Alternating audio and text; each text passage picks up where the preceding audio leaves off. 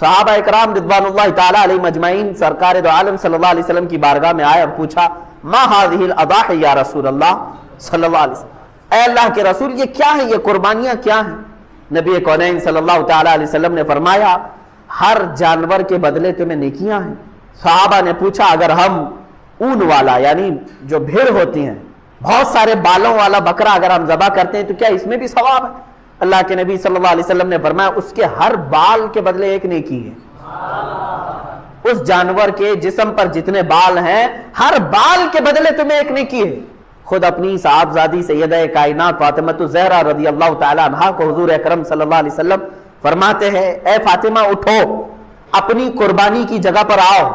جب قربانی کرنی تھی کہا کہ تم آؤ کھڑی ہو جاؤ اور دیکھو گواہ رہو قربانی کے۔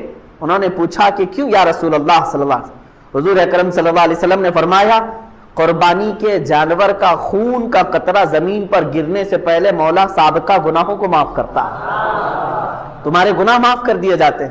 تو حضرت فاطمہ نے یہ بھی پوچھا یا رسول اللہ صلی اللہ علیہ وسلم یہ صرف اہل بیت کے لیے ہے یا سارے مسلمانوں کے لیے؟ رسول کریم صلی اللہ علیہ وسلم نے فرمایا فاطمہ میرے گھر والوں کے لیے خاص ہے اور تمام مومنین کے لیے عام ہے، سب کے لیے ثواب ہے کہ تم اپنے جانور کو ذبح کر رہے ہو تو پھر اس کے خون کے قطرے زمین پر گرنے سے پہلے تمہارے سابقہ گناہ بخش دیے جاتے ہیں۔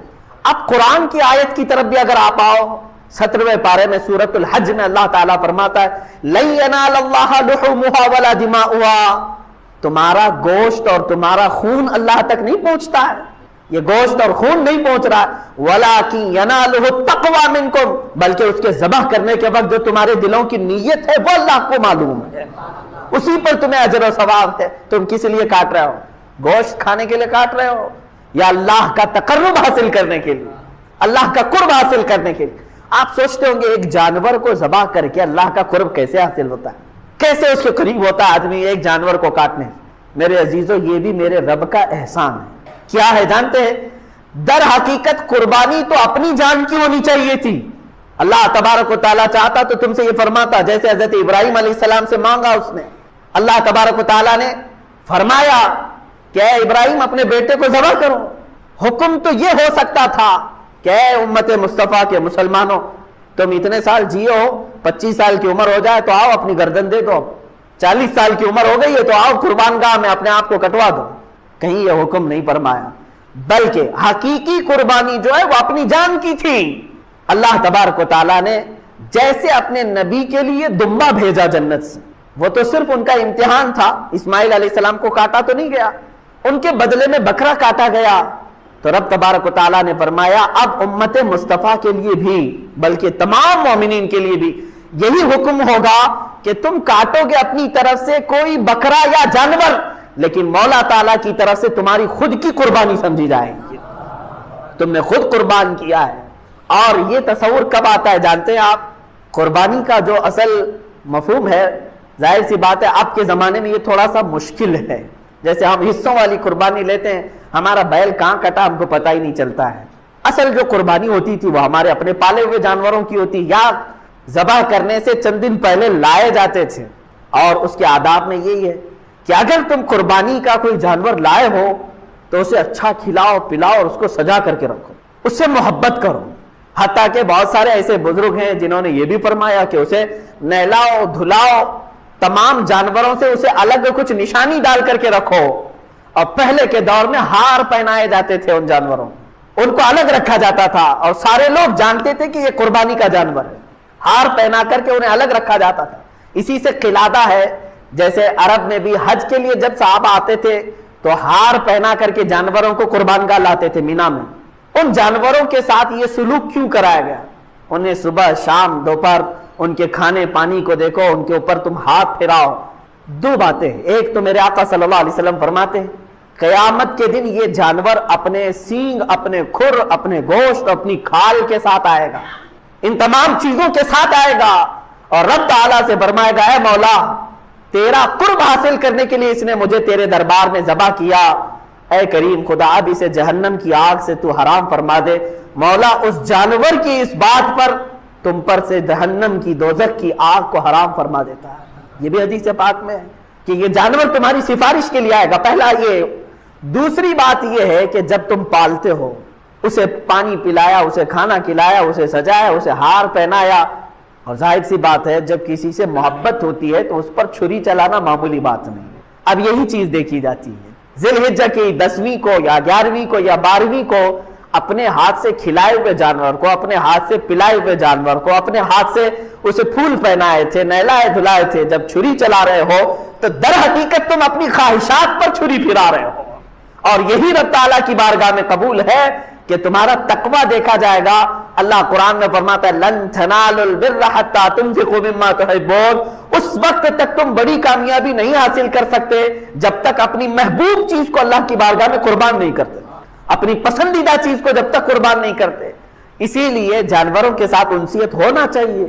آج کے حالات میں یہ سب کے اوپر پابندی نہیں کہہ رہا ہوں، لاگو نہیں کر رہا ہوں، میں تو اس کی حکمتیں بتا رہا ہوں۔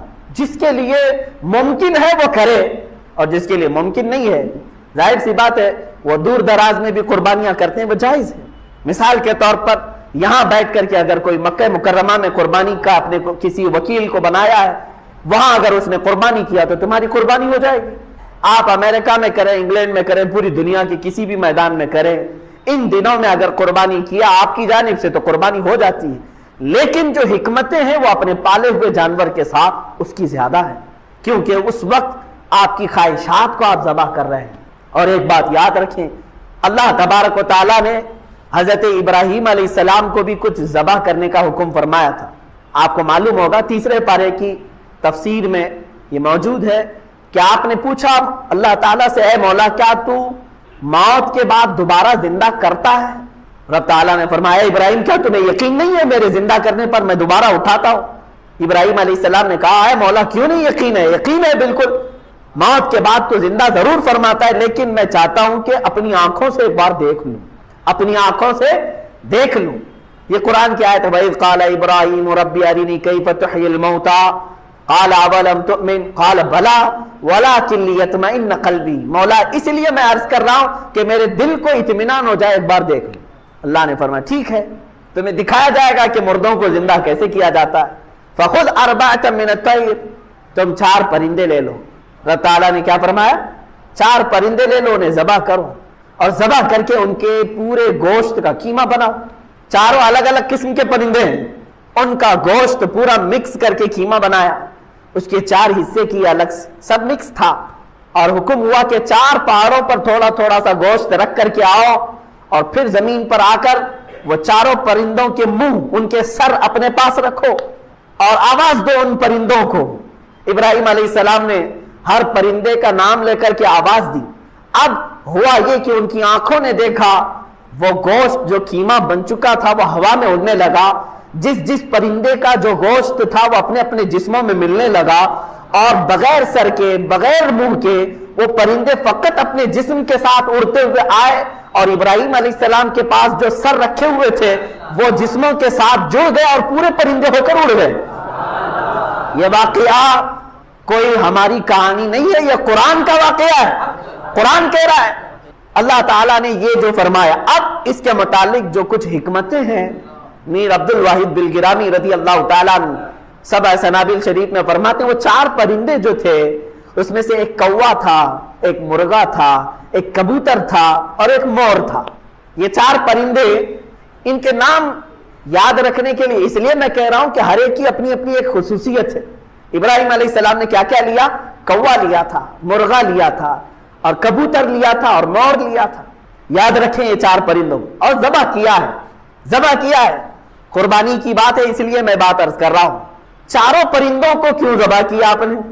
یہی 4 پرندے کیوں تھے؟ اب اس میں صوفیہ اکرام فرماتے ہیں اس لیے کہ ان 4 پرندوں کی کچھ عادتیں ہیں۔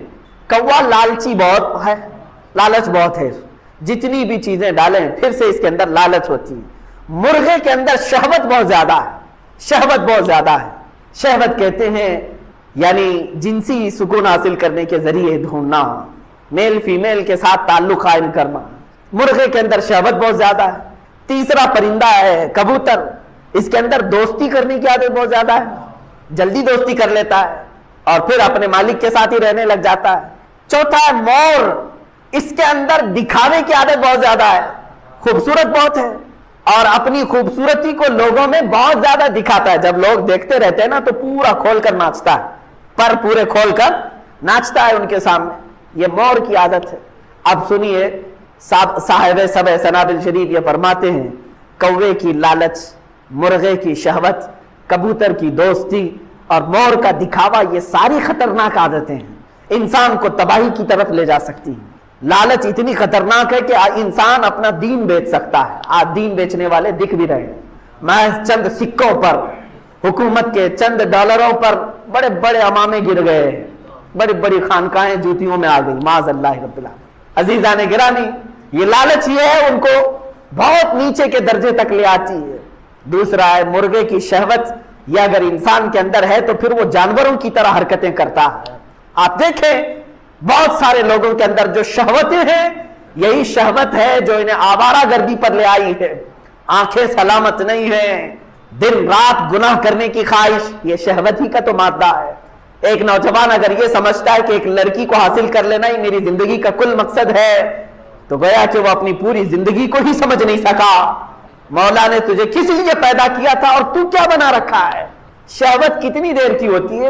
تھوڑے سے چند منٹوں کی ہوتی. جب وہ شہوت ختم ہوتی ہے تو پھر اس کا سارا سکون غارت. پھر دوسری مرتبہ وہ کام کرنے کی خواہش جب تک نہیں آتی تب تک ٹھنڈا ہے. اسی میں وہ اپنی جسم کو, اپنی روح کو, اپنے ایمان کو تباہ و برباد کرتا ہے. شہوت. تیسری چیز دوستی. صاحب فتح الباری علامہ ابن حجر عسقلانی رحمۃ اللہ تعالی علیہ نے اپنی کتاب کی شروع میں ہی لکھا ہے, میرے مرشد گرامی حضور تاج الشریعہ رحمۃ اللہ تعالی علیہ مصر جانے کے وقت مجھے سب سے پہلی چیز یہ نصیحت کیے تھے. کہا تھا کہ تم پڑھنے میں ٹھیک ہو, اچھے, وہ ساری چیزیں ہیں, لیکن وہاں جانے کے بعد اگر تمہارے لیے سب سے بڑا کوئی زہر ہے تو وہ دوستی ہے. دوستی سے بچو. آپ یہ سمجھتے ہوں گے کہ دوست نہیں بنانا چاہیے, دوست بناؤ, لیکن تمہیں پتہ ہی نہیں ہے کہ دوست ہوتا کون ہے. وہ کسی اور ٹاپک پہ عرض کروں گا. قرآن کہتا ہے یا ویلتا لیتنی لم اتخذ فلانا خلیلا. قیامت کے دن بہت سارے لوگ ایسے ہوں گے جن کو جہنم کی طرف صرف اس لیے لے جایا جا رہا ہوگا کہ ان کی دوستی بری تھی. وہ اگر راضی ہو گیا تو ہر دن تمہارا عید کا ہے, اور اگر وہ تمہارے اعمال سے ناراض ہے, چاہے 1000 بقرعید آئیں, 1000 عید الفطر آئیں, تمہارے لیے کون سی عید ہے؟ رب تعالیٰ اگر تم سے ناراض ہے, کون سی عید ہے؟ عید در حقیقت مولا کو منانا ہے, اس کو راضی کرنا ہے. قربانیاں گوشت کھانے کے لیے نہیں. ایک مسئلہ بھی جاتے جاتے بتا دوں, اگر کسی نے گوشت کھانے یا صرف گوشت کی نیت کر کے قربانی کی کہ آپ گوشت ملنے والا ہے, فلاں فلاں ڈش بننے والی ہے گھر میں, تو کہا گیا کہ اس کی قربانی ہی نہیں ہے, قربانی ہوگی ہی نہیں. جس نے گوشت ملے گا اس کو میں بیچوں گا, اتنا کماؤں گا, جس نے بھی یہ نیت کی اس کی قربانی ہوگی ہی نہیں, ہوگی ہی نہیں. فرمایا گیا تقرب الی اللہ کی نیت ہونی چاہیے, میں قربانی کر رہا ہوں صرف اللہ کی رضا کے لیے. نیت یہ ہو اور پھر گوشت کھانے میں مل گیا تو یہ اللہ کا انعام ہے. گوشت تو کھانا ہی ہے, ملتا ہی ہے آپ کو, لیکن نیت پہلے گوشت کھانے کی نہیں ہے, اللہ کو راضی کرنی. رب تبارک و تعالیٰ راضی ہو جائے. میرے عزیزو, آج کے دن اللہ تبارک و تعالیٰ کی بارگاہ میں خصوصی التجا کریں, دعا کریں, مولا کریم عید الاضحیٰ کی برکت سے یہ لاکھوں جو قربانیاں ہیں ان کو قبول فرمائے, اور ان قربانیوں کی برکت سے مولا تعالیٰ ہم سب پر مسجدیں, عیدگاہیں اور ہماری عبادت گاہیں کشادہ فرمائے. بقرعید میں ویسے تو تفصیلی جو واقعہ ہے وہ یوں ہے, اس کا میں اجمال بتا کر کے اپنا میسج دینا چاہتا ہوں. سیدنا ابراہیم خلیل اللہ علیہ الصلوۃ والتسلیم اللہ تعالیٰ کے ایک نبی ہیں, برگزیدہ پیغمبر, ایسے جلیل القدر نبی کہ انبیاء کرام علیہ السلام 1,24,000 کم و بیش نبیوں میں حضور اکرم صلی اللہ تعالیٰ علیہ وسلم کے بعد جو سب سے بڑا مرتبہ ہے وہ حضرت ابراہیم علیہ السلام کا ہے. حضور صلی اللہ علیہ وسلم کے بعد جو سب سے بڑا مقام ہے وہ حضرت ابراہیم علیہ السلام کا. سیدنا ابراہیم علیہ الصلوۃ والتسلیم کی اولاد نہیں تھی, آپ نے تقریباً 90 سال عمر پائی اس وقت تک, بلکہ آپ کی عمر اس سے بھی زیادہ ہوئی. جب آپ کی عمر پاک 90 سال تک ہوئی تب تک کوئی اولاد نہیں تھی. آپ کی زوجہ ایک حضرت سارہ ہیں اور دوسری حضرت ہاجرہ ہیں. پھر روایات یہ بتاتی ہیں کہ 100 سال کی عمر ہو گئی لیکن حضرت ابراہیم علیہ السلام نے دعا کرنا نہیں چھوڑا تھا. یہاں سے یہ پتہ چلتا ہے کہ بندہ مایوس نہ ہو. ویسے تو 70 سال 80 سال مرد کے ہو جائیں تو وہ اپنی اولاد ہونے سے مایوس ہو جاتا ہے کہ اب میری عمر نہیں رہ گئی, لیکن وہ خلاق کائنات جسے چاہے عطا کرے. جب وہ حضرت مریم کو شوہر کے بغیر ان کو بیٹا دے سکتا ہے اور حضرت صالح علیہ السلام کی پتھر سے اونٹنی پیدا کر سکتا ہے، تو وہ پھر مولا تعالیٰ 90 سال کیا 100 سال کے بعد بھی چاہے تو اولاد عطا کر سکتا ہے۔ دعا کرنا ترک نہ کریں۔ حضرت ابراہیم علیہ السلام کی دعا قرآن پاک میں موجود ہے، آپ یہی دعا کرتے تھے، رب ہب لی من الصالحین، اے اللہ مجھے صالح اولاد عطا فرما، صالحین میں سے مجھے نسل عطا فرما۔ حضرت ابراہیم علیہ الصلاۃ والتسلیم کی اس دعا کو قرآن پاک میں بھی آپ تلاوت میں پائیں گے۔ حضرت ابراہیم علیہ الصلاۃ والتسلیم کی اس دعا کو اللہ تبارک و تعالیٰ نے قبول فرمایا، اور پھر اللہ تعالیٰ نے ارشاد فرمایا کہ ہم تمہیں ایک بیٹا عطا کرتے ہیں۔ وہ کیسے معاملات ہوئے یہ بھی دیکھیے۔ حضرت ہاجرہ حضرت ابراہیم علیہ السلام کی اہلیہ، وہ گھر میں موجود ہیں، کچھ فرشتے آئے اور فرشتوں نے آ کر کے بشارت دی کہ اللہ تبارک و تعالیٰ تمہیں بیٹے سے نوازنے والا ہے۔ تو کہنے لگی کہ میں اتنی بوڑھی ہو گئی ہوں، ان کی خود کی عمر 90 سال کے اوپر کی تھی، کہا اتنی بوڑھی ہو گئی ہوں، کیا مجھے بچہ ہو سکتا ہے؟ فرشتوں نے کہا ہاں، اللہ تبارک و تعالیٰ جو غالب حکمت والا ہے وہ چاہے تو ہو سکتا ہے۔ تو پھر اللہ تبارک و تعالیٰ نے یہ بشارت دی، اور بڑھاپے میں حضرت ابراہیم علیہ السلام کو بیٹے کی بشارت سے نوازا، اور اس کے بعد حضرت اسماعیل علیہ السلام کی ولادت ہوئی۔ چند دنوں کے بعد، چند سالوں کے بعد حضرت سارہ سے حضرت ابراہیم علیہ السلام کو دوسرے بیٹے بھی ہوئے، حضرت اسحاق علیہ السلام، یعنی اسی عمر میں۔ اور یہ وہ لوگ ہیں، یہ دو بیٹے ایسی عمر میں ہوئے۔ اب یہاں بتاتا ہوں میں آپ کو صبر کا اور استقامت کا پھل کتنا عظیم ہوتا ہے۔ 100 سال تک ابراہیم علیہ السلام صبر کرتے رہے اولاد کو، اور اس کے بعد اللہ نے اولاد دیا، 2 بیٹے دیے، ایک اسماعیل علیہ السلام اور دوسرے اسحاق علیہ السلام۔ ان دونوں نبیوں کے بارے میں اگر میں آپ کو بتاؤں، اسحاق علیہ السلام وہ نبی ہیں، حضرت ابراہیم علیہ السلام کے وہ بیٹے ہیں جن کو اللہ نے نبی بھی بنایا، اور ان کی نسل میں 30,000 سے زیادہ نبی پیدا کیے تقریباً۔ بنی اسرائیل پوری نسل جو ہے وہ اسحاق علیہ السلام کی نسل ہے۔ اسحاق علیہ السلام کے بیٹے یعقوب علیہ السلام، یعقوب علیہ السلام کے بیٹے یوسف علیہ السلام، یہاں سے پوری بنی اسرائیل چلی، اس میں ہزاروں نبی آئے۔ ابراہیم علیہ السلام کو ایک بیٹے اسحاق علیہ السلام کی نسل میں سارے نبی عطا کیے، اور دوسرا بیٹا جو اسماعیل علیہ السلام عطا کیے، ان کی نسل میں تو سید الانبیاء حضور صلی اللہ علیہ وسلم آتا ہے، محمد الرسول اللہ صلی اللہ علیہ وسلم علیہ افضل التحیت و اکمل التسلیمات۔ تو یہ حضرت ابراہیم علیہ السلام کی دعا کا نتیجہ تھا، اور صبر اور استقامت کا۔ آج جو مجھے پیغام دینا تھا وہ یہی ہے۔ میں نے آیت کریمہ بھی خطبے میں یہی پڑھی، بے شک وہ لوگ جنہوں نے یہ کہا اللہ ہمارا رب ہے، ان الذین قالوا ربنا اللہ، بے شک وہ لوگ جنہوں نے کہا اللہ ہمارا رب ہے، ثم استقاموا، پھر اس پر جم گئے، یہ ہے استقامت۔ استقامت کہتے ہیں ڈٹے رہنا، جمے رہنا۔ اب اس کے متعلق جو قرآن کہتا ہے تتنزل علیہم الملائکہ، ان پر اللہ تعالیٰ فرشتے اتارتا ہے۔ کیا کہتے ہوئے آتے ہیں فرشتے؟ اللہ تخافوا ولا تحزنوا، گھبراؤ مت، ڈرو مت، ہم تمہیں وہ بشارت دینے آئے ہیں جس جنت کا اللہ نے تم سے وعدہ کیا ہے۔ تھوڑے دن اور باقی رہو، تھوڑے دن اور جمے رہو، اور ڈٹے رہو۔ یہ استقامت کرتا ہے بندہ، استقامت پر فائز ہوتا ہے تو فرشتے اس کی مدد کے لیے اترتے ہیں۔ ہاں اتنا ہے کہ ہلا دیے جائیں گے، تمہارے خواہشات کے خلاف معاملات آئیں گے، تمہارے نفس کے خلاف معاملات آئیں گے، اسی پر جمے رہنے کا نام استقامت ہے۔ اور استقامت کا معنی اتنا عظیم ہے کہ صوفیہ اکرام نے کیا فرمایا معلوم ہے؟ الاستقامت فوق الکرامت، عربی میں فرمایا استقامت جو ہے یہ کرامت سے بھی بڑھ کر کے ہے۔ لوگ کہتے ہیں نا کرامت، کرامت کا مطلب اکثر لوگوں نے ہی سمجھا کہ وہ انہونی چیز دکھانا، یعنی جو ایسی چیز جو کو دیکھ ہی نہیں پائے، ہوا میں کوئی اڑ کے دکھا رہا ہے، پانی پہ کوئی چل کے دکھا رہا ہے، تو اس کو بہت سارے لوگ کیا سمجھتے ہیں؟ یہی کرامت ہے، محیر العقول چیزیں، یعنی جو عقل کو عاجز کر دیں۔ اور فرمایا گیا ان کرامتوں سے سب سے بڑھ کر کے استقامت ہے، یعنی شریعت پر جمے رہنا، ڈٹے رہنا۔